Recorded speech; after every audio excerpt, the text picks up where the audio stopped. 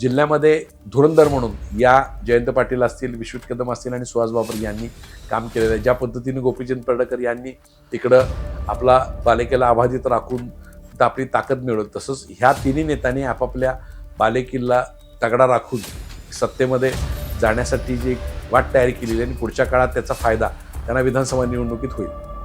ज्या पद्धतीचे निकाल लागले त्या पद्धतीने देशमुख बंधूंच्या पुढच्या भवितव्याबद्दल आणि शरद लाडे यांच्या पदवीधर मतदारसंघाला पुढच्या निवडणुकीत सुद्धा काही अडचण निर्माण होतील का अशी परिस्थिती आहे. उभाटा गटाला निवडून आणण्यामध्ये जयंत पाटलांचा सिंहाचा वाटा आहे. त्यामुळं अशा 8 जागा मिळालेल्या आहेत आणि ज्या जागा भाजपकडून त्यांनी हिसकावून घेतला की जो भाजपचा पारंपरिक बालेकिल्ला आहे, तिथं एलूरची जागा ही महाडिकांचा पारंपरिक बालेकिल्ला आहे, ती जागा हिसकावण्यामध्ये जयंत पाटील यांना यश आलं.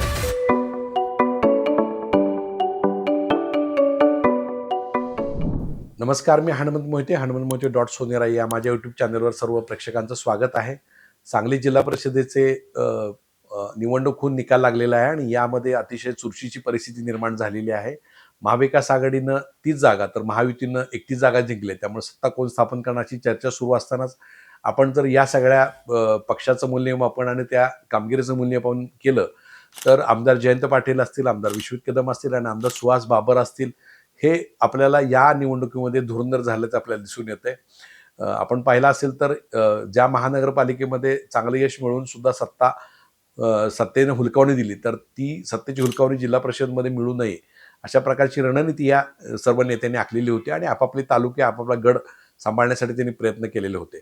आमदार जयंत पाटील यांनी आपण पाहिलं असेल तर ईश्वरपूर असेल, आष्टा असेल, या दोन्ही नगरपालिका मोठ्या फरकाने जिंकलेल्या होत्या.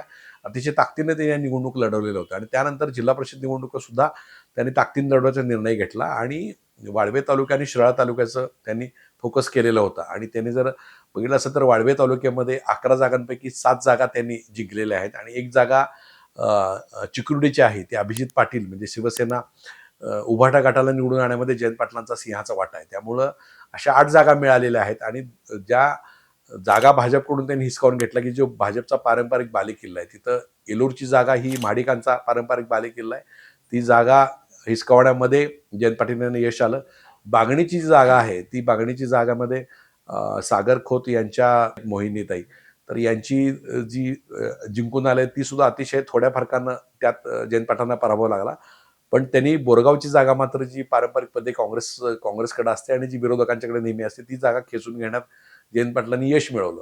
त्यामुळं जयंत पाटलांनी वाळ्यावर आपला कब्जा राखल्यामुळं आज जिल्हा परिषदेत त्यांची अवस्था अतिशय दमदार दिसते. तिकडं रोहित पवारने सुद्धा बऱ्यापैकी चांगलं यश मिळवलं, त्यातील 7 जागा त्यांनी मिळवल्या. पण तिथं जर विशाल पाटलांसाठी त्यांनी जर जागा सोडली असते अमित पाटलांसाठी तर आणखी चांगलं झालं असतं. पण त्यांना त्या सगळ्या घोळामुळे त्यांची पंचायत समिती गमवावी लागली, त्यामुळे त्यांना कदाचित आत्मप्रक्षण करावं लागेल.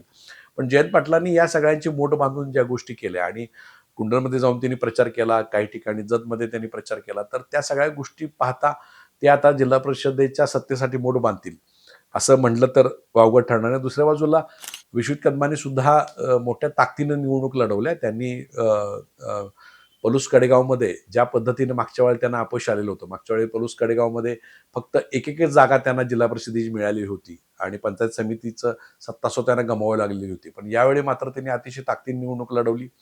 पलूस तालुक्यामध्ये 4च्या 4 जिल्हा परिषद जागा मिळवल्या त्यांनी. कडेगाव तालुक्यातल्या 4च्या 4 जागा मिळवल्या. अर्थात तिथं कडेगावची जागा पारंपरिक पद्धतीने देशमुख गटाकडे होती, ती त्यांनी खेचून आणली.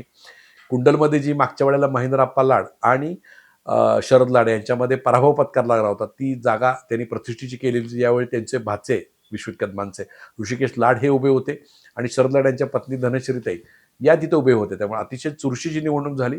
पण विश्वजित कदमांनी केलेला आक्रमक प्रचार आणि ऋषिकेश लाडे यांना भारतीताई लाडे यांच्या निधनानंतरची मिळाली सहानुभूती यामुळं 5,000 मताधिक्य त्यांना मिळालं. त्यामुळे ती सुद्धा जागा खिचून आणली. दुधोंडीची जागा जी होती ती थोडी अडचणीची वाटत होती, पण ती जागा विश्वजित कदमांनी खिचून आणली. त्यामुळे तिथं 8ची 8 जागा म्हणजे क्लीन स्वीप हा जिल्हा परिषदेला मिळाला. दुसऱ्या बाजूला पंचायत समितीला सुद्धा तिथं कडेगाव पंचायत समितीमध्ये 8 पैकी 7 जागा या काँग्रेसला मिळाल्यात. पलूस तालुक्यात सुद्धा 8 पैकी 7 जागा मिळाल्या. त्यामुळे तिथं सुद्धा मोठ्या फरकानं दोन्ही पंचायत समिती या विश्वजित कदमाने घेतल्यात. तर त्यांनी सुद्धा पलूस नगरपालिकेवर सत्ता मिळवली होती. त्यामुळे दोन्ही बालेकिल्ले त्यांनी आपले कायम राखलेल्या त्या ठिकाणी दिसत आहेत. त्यामुळं तिथं जी सगळी प्रचाराची अ, अ, सगळी धुरा होती ती विश्वजित कदमांनी तयार केलेली होती. तिथं सुद्धा लाड आपण बघितलं तर कुंडलमध्ये तिथं किरणतात्या लाड यांची नाराजी सुद्धा काही प्रमाणात होती. त्याचाही फायदा बाकी सगळ्यांना झाला आणि त्या पद्धतीचा आता ज्या पद्धतीचे निकाल लागले त्या पद्धतीने देशमुख बंधूंच्या पुढच्या भवितव्याबद्दल आणि शरद लाड यांच्या पदवीधर मतदारसंघाला पुढच्या निवडणुकीत सुद्धा काही अडचण निर्माण होतील का अशी परिस्थिती आहे. तिसऱ्या बाजूला विटा आणि खानापूरमध्ये आपल्याला माहित असेल मागच्या वेळेला विटा नगरपालिकेमध्ये 50 वर्षानंतर सत्तांतर करण्यामध्ये आमदार सुहास बाबर यांनी यश आलेलं होतं. त्यामुळं मोठ्या ताकदीनं त्यांनी खानापूर आटपाडी पंचायत समिती निवडणूक लढवली. खानापूर पंचायत समिती ही पूर्वीपासून त्यांच्याकडे होती. पण यावेळेला त्यांची करंजीची जागा थोडी अडचणीची वाटत असताना सुद्धा ती शेवटच्या क्षणात त्यांनी ती जिंकली. त्यामुळं क्लीन स्वीप दिल्यामुळं आपल्याला शड्डू मारताना जे सुहास बाबर दिसले ते त्यामुळं दिसलेले होते आणि त्यांचा उभा दावा तिथं वैभव पाटील आणि भाजपमध्ये प्रवेश केले गोपीचंद पडळकर यांच्या होता. आटपाडी तालुक्यात तर खूप मोठा संघर्ष तिथं त्या ठिकाणी झालेला होता. निंबवडेमध्ये विद्याताई मोठे आणि माधवी पडळकर यांच्यामधला संघर्ष हा हिंसाचारावर गेलेला होता. प्रचंड दहशत आणि या सगळ्या गोष्टी तिथं कानावर येत होत्या. मोठ्या पोलीस बंदोबस्त त्या ठिकाणी तैनात करण्यात आला होता. गाड्या फोडण्याचे प्रकार झाले.